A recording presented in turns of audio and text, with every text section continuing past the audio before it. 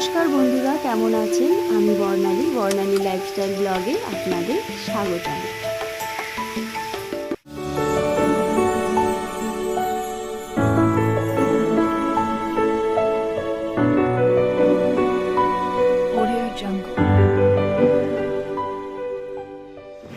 দিনটা ছিল 23 আগস্ট। ব্লগটা একটু দেরি করেই পোস্ট করলাম।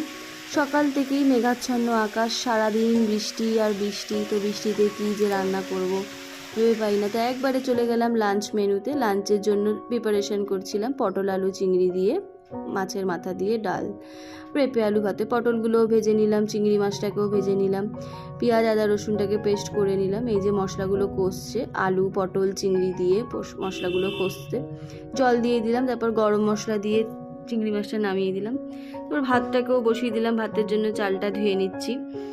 তো আমার পটল আলু চিংড়িটা রান্না হয়ে গেছিলো, তো এবারে ভাত করব। ভাতটাকে বসিয়ে দিচ্ছি। ভাতের মধ্যে পেঁপে আলু দিয়েছিলাম, এই যে পেঁপে আলুগুলোকে দিয়ে দিচ্ছি। ওই পাশেই গ্যাসে আমি ডালটাকে ভেজে নিচ্ছি, মুগ ডালটাকে সেদ্ধ করে নিলাম, সেদ্ধ হয়ে গেছে। তারপরে ইলিশ মাছের মাথাগুলোকেও ভেজে নিলাম। ফোড়নের জন্য তেজপাতা, শুকনো লঙ্কা, জিরে দিয়ে দিলাম, উপরে ডালটাকে সাঁতলে নিলাম। ডালটাও আমার হয়ে গেছে। তো আমার লাঞ্চ সেই সব কিছু হয়ে গেছে। একবারে চলে গেলাম সন্ধেবেলায় গোপালদের জন্য জামা কাপড় কিনতে। গোপু সোনাদের জন্মদিনের আগে ছিল বলে তো জামা কাপড় কিনতে চলে গেছিলাম। তারপর চলে গেলাম রাত 12টার সময়। বার্থডে সেলিব্রেশন হলো মিডনাইট। পরের দিন আমার বার্থডে ছিল 24 আগস্ট। তো হাজবেন্ড আর ছেলে মিলে কেক এনেছিল, তো বার্থডে সেলিব্রেশন হচ্ছিল। তো কিছু ফটো তোমাদের সঙ্গে শেয়ার করে নিলাম। দেখো, শাশুড়ি মাকে কেক খাওয়াচ্ছি। তো এইটুকুনি আমি শেষ করলাম ব্লগটা। ভালো লাগলে লাইক, কমেন্ট, সাবস্ক্রাইব করে দিও।